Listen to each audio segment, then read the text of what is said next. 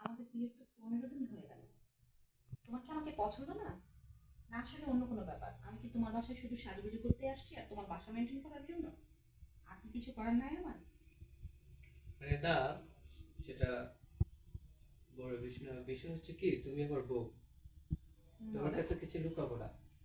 সত্য কথা বলতে, আমার না শারীরিক সমস্যা, যার জন্য আমি শহরে যেতে চাচ্ছি। এর আগে অনেক ডাক্তার দেখাইছি, কাজ হয় নাই। তো এবার শহরে গিয়ে ওই ডক্টরের সাথে কথা বলতে চাচ্ছি, যদি কাজ হয়। সেজন্য তোমাকে বললাম।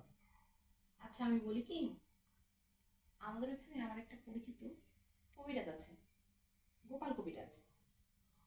আমার এক বোনকে তার কাছ থেকে দেখানো হয়েছিল। আমার বোনের বাচ্চা হচ্ছিল না, তাই পরে আর কি বাচ্চা হয়েছে।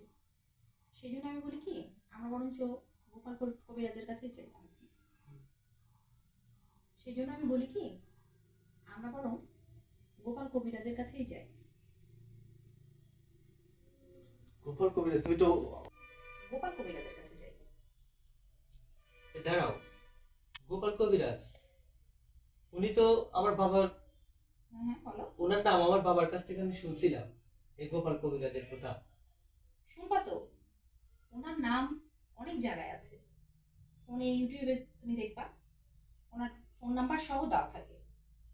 আচ্ছা সাথী, ওনার বাসাটা কোথায় বলতো? আমাদের এদিকে। তাই? জি। তাহলে চলো, ওখানে যাই, কবিরাজের কাছে। হ্যাঁ আমার মনে হয় ওটাই ভালো হয়। তাহলে দেরি করতেছি কেন? বাড়ির পাশে সমাধান থাকতে। চলো তাহলে। চলো তাহলে যাওয়া যাক কবিরাজের বাসায়।